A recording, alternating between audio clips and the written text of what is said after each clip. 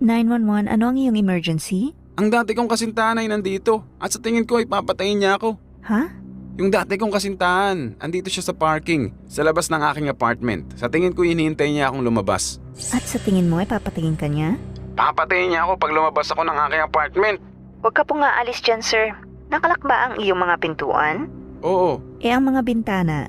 Oo, pero nasa third floor ako. Sa tingin ko naman, hindi niya susubukang umakyat dito sa taas para pumasok sa bintana. Oh shit! Baka yun nga ang kanyang gagawin. Kailangan mong kumalma, sir. Nandito ang nakababata akong kapatid at ang bago kong kasintahan. Natatakot ako na patayin din niya sila pagkatapos niya akong patayin. Sir, kailangan mong kumalma, okay? Magiging okay din ang lahat, pero kailangan ko lang ng ilang impormasyon. Ano ang pangalan ng babaeng ito? Ang pangalan niya ay... Dinate ko siya ng mahigit 1 taon pero nag-break na kami. 6 na buwan nang nakakalipas. Isa siyang baliw. Tinakot